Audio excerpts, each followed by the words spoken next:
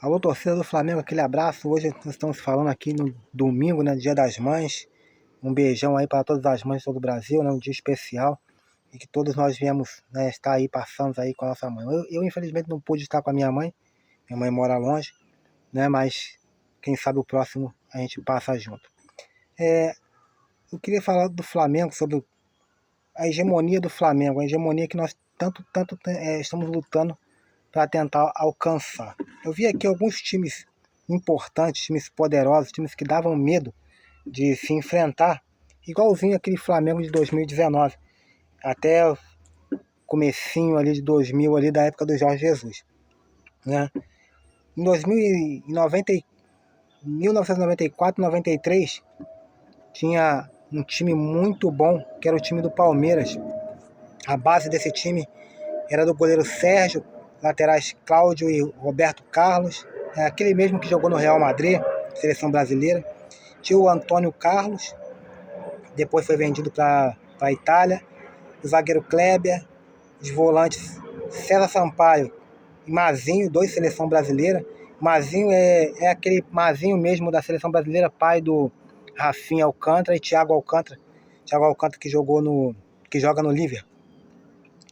Edilson, Zinho, Edmundo e Evair. Que timaço era esse? Quando o Flamengo jogava contra esse time, eu já ficava com medo já contava já quantos gols a gente já ia tomar, porque aquele time era terrível.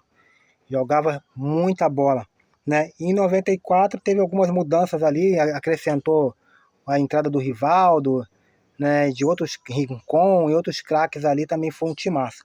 Só que esse time era um time muito forte, o técnico era o Vanderlei Luxemburgo, mas não durou muito. E nem ganhou tantos títulos assim. Ele foi bicampeão do Campeonato Brasileiro, né, 93, 94. Do Campeonato Paulista também ganhou o bicampeonato, 93, 94.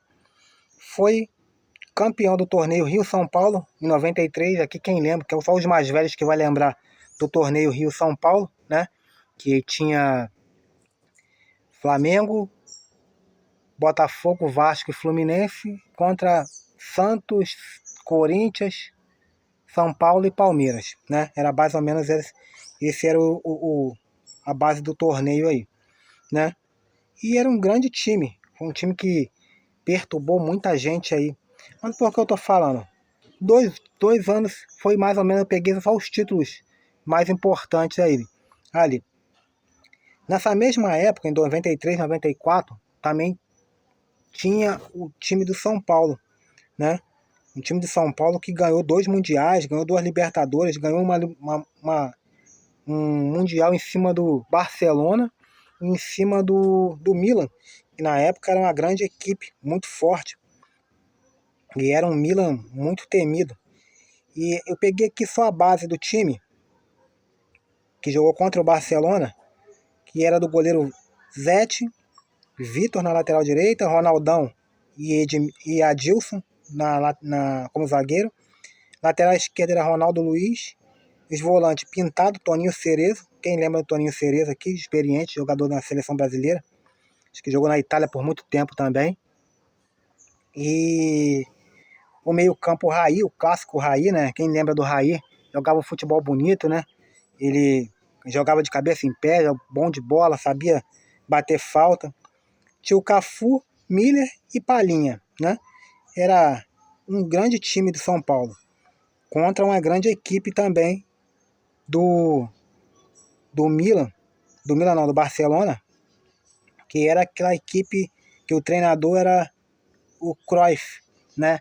Então já vinha dali já um estilo, nem precisa falar qual era o estilo do Barcelona na época, né?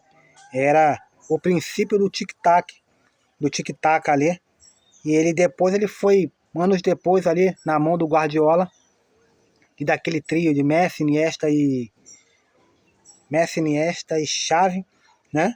Que a gente conhece mais o Barcelona, mas o Barcelona já jogava assim já há muito tempo atrás, né? Na época do Cruyff. Ele que iniciou esse processo do tic-tac.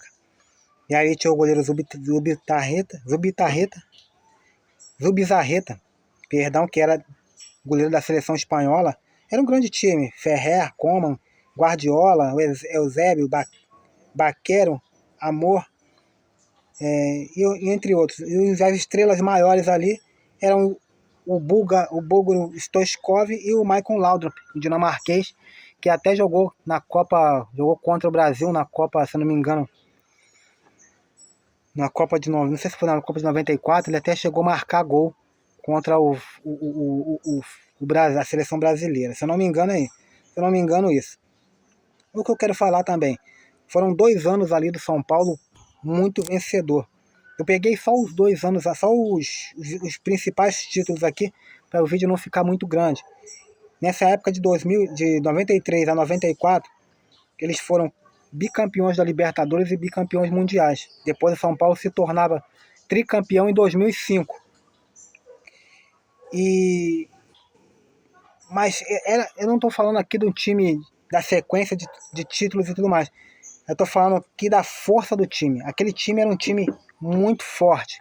O time do Raí, do Palinha, do Miller. Era um time enjoado, era um time embaçado, era um time complicado de se bater.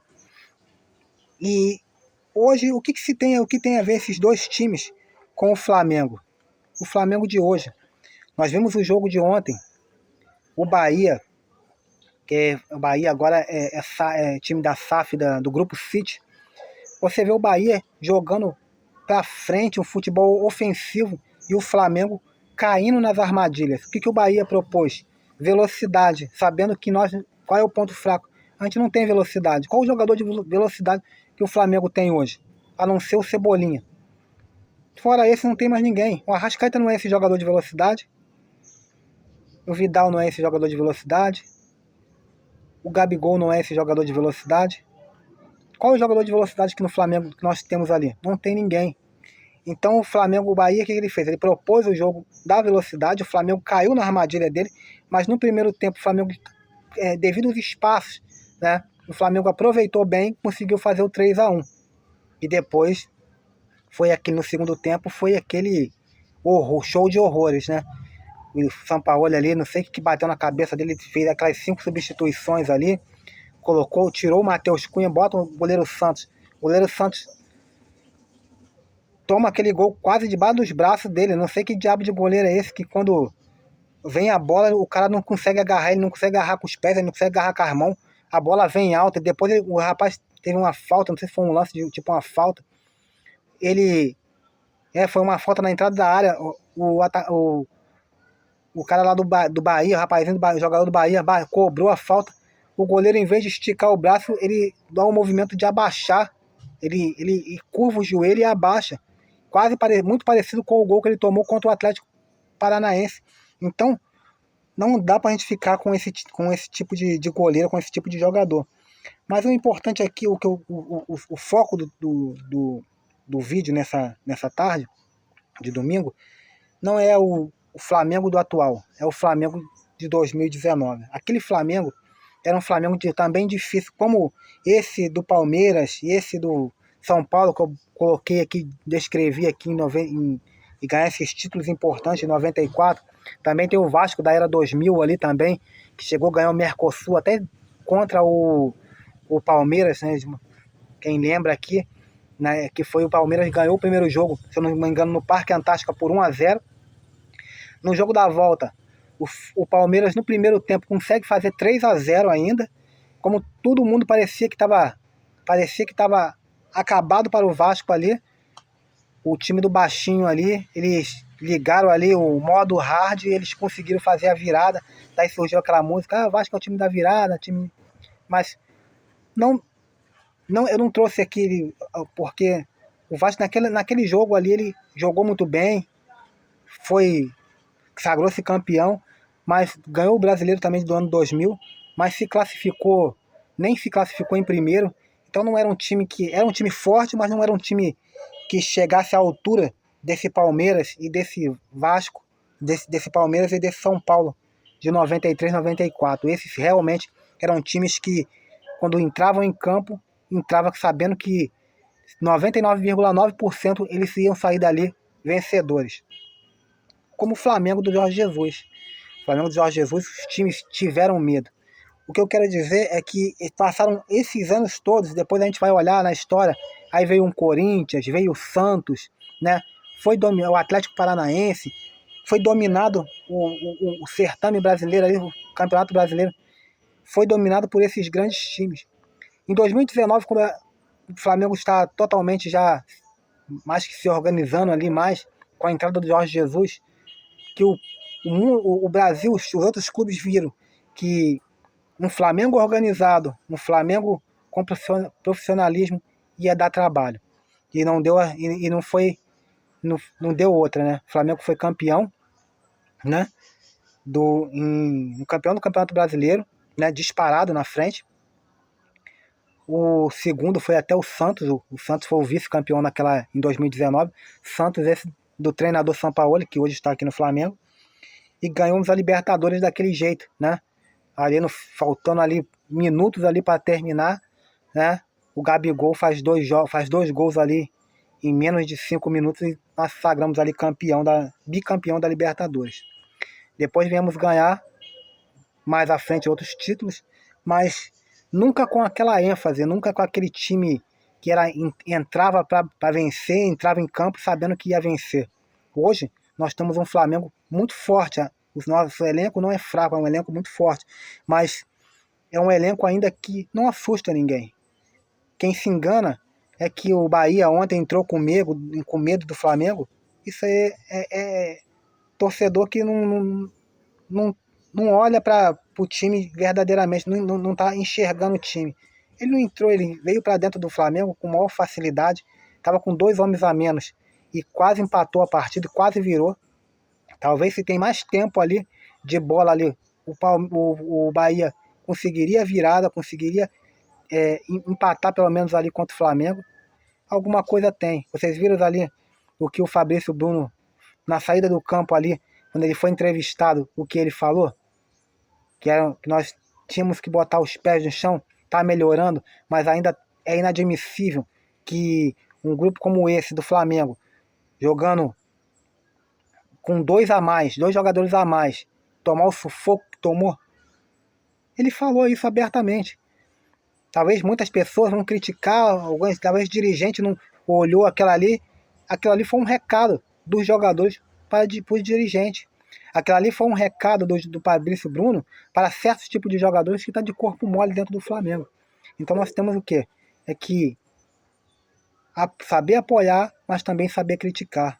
Todo mundo, o time melhorou. Cadê as críticas contra o Juan, contra o Fabinho Soldado, contra o Marcos Braz? Esses caras estão lá dentro do Flamengo ainda. Esses caras estão lá, deu uma melhorada porque o Sampaoli está buscando trabalhar. Ele já trouxe aí o Rogério Maia, que era treinador do goleiro que estava em 2018, ele trabalhou no Flamengo.